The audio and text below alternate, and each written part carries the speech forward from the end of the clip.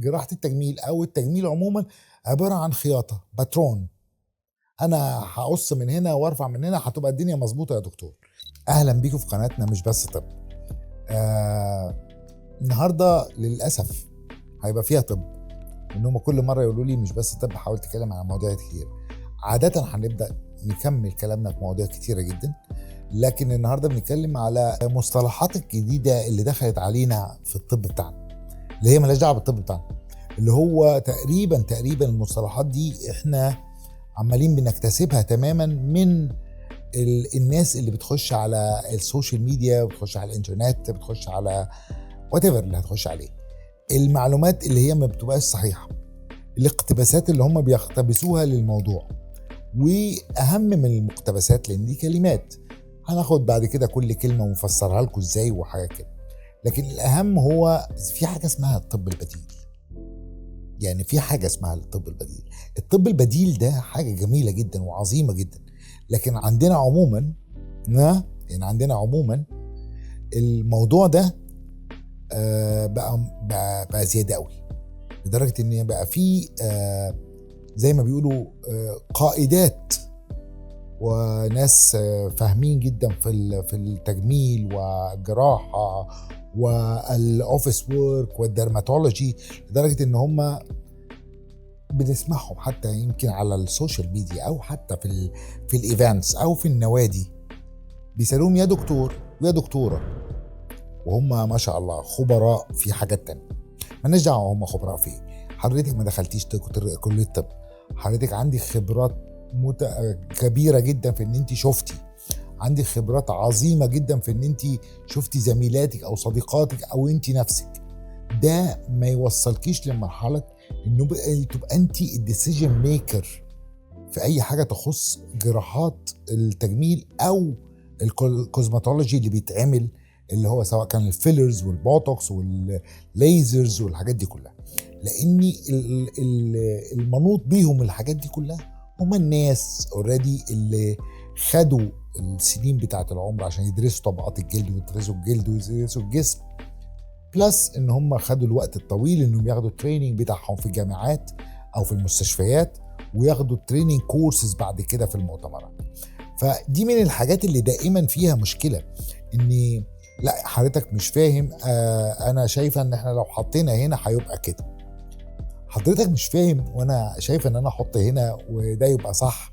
حضرتك مش عارفة اساسا الطبقات اللي جوه عاملة ازاي، ومش عارفة الوش ايا كان شكله فيه مشكلة ايه، ايا كان لو هم بيشتغلوا مثلا اكاونتنج او بيشتغلوا حتى محامين او بيشتغلوا مهندسين. انا لو عقبت على حاجة عندهم انا مش فاهم اصولها، هم هيقولوا لي انت مش فاهم حاجة.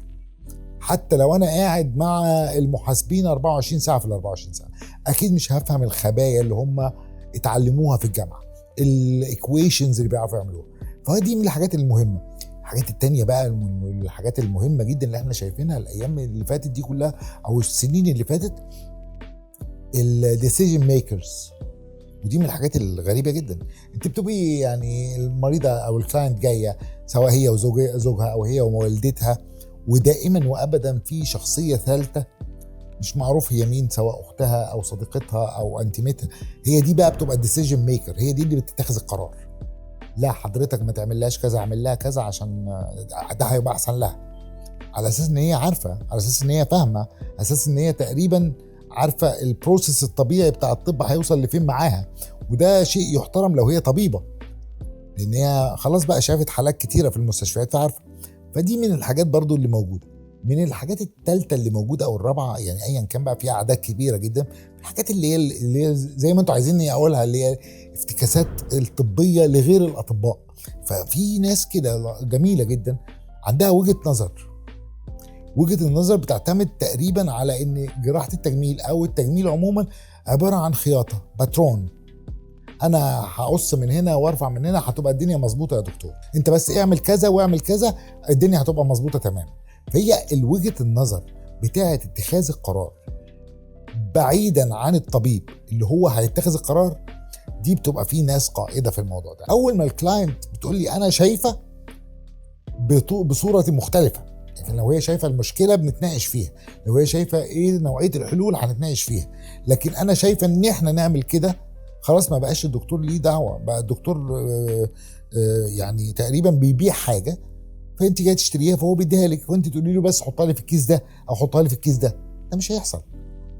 انا طبعا مش عايز اغوص في الافتكاسات الطبيه اللي بتحصل، لكن عموما انا مش عايز اطول عليكم، لكن عموما الناس دي كلها ناس جميله ولطيفه وكل حاجه، لكن زي ما بيقولوا كده المثل الشعبي القديم بتاعنا، ما تدي العيش لخبازه.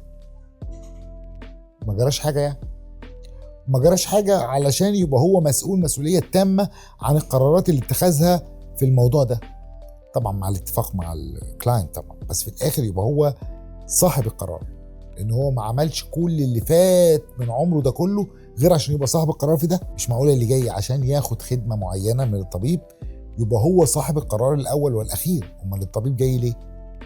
ده مش ديليفري مان خالص، ده ليه وجهه نظر اللي ليها دعوه بالطب.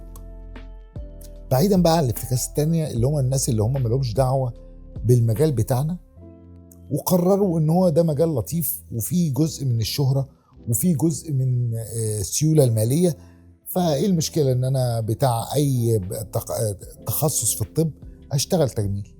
هم احسن مني في ايه زمايلي دول؟